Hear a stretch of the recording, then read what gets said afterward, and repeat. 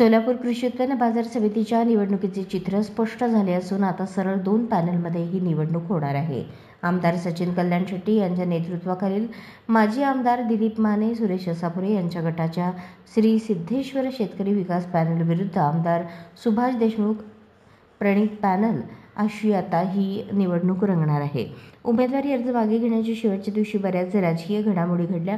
आमदार सचिन कल्याण शेट्टी, दिलीप माने, सुरेश असापुरे हे प्रमुख नेते दिवसभर शासकीय विश्रामगृहावर ठाण मांडून होते. पॅनलमध्ये जाण्यासाठी अनेक नेत्यांनी दिवसभर प्रयत्न केले. दुपारी 12च्या सुमारास आपल्याला उमेदवारी मिळणार नाही याची चाहूल लागताच बाळासाहेब शेळके यांनी शासकीय विश्रामगृहातून काढता पाय घेतला.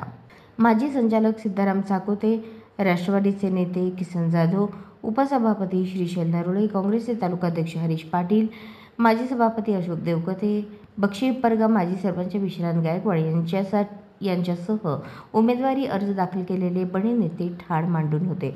परंतु शेवटच्या क्षणी दिवसभराच्या वेटिंगनंतर श्रीशैल नरोळे यांचा पॅनलमध्ये समावेश झाल्याचे पाहायला मिळाले. सिद्धेश्वर सिद्धाराम चाकोते, अशोक देवकते, हरीश पाटील यांच्या पदरी निराशा आली.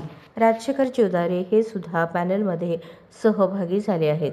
शिवसेना जिल्हाप्रमुख गणेश वानकर, मार्डीचे सरपंच अविनाश मार्तंडे, बोरामणीचे रवी रोकडे, माजी सभापती इंदुमती अलगोंडा, केदार विभुते यांच्या पत्नी अनिता विभुते, सुनील कळके, सुभाष पाटोळे, उदय पाटील, संगमेश बगले, प्रथमेश वसंत पाटील, नागण्णा बनसोडे यांना मात्र लॉटरी लागली आहे. त्यांचा पॅनलमध्ये समावेश झाला आहे.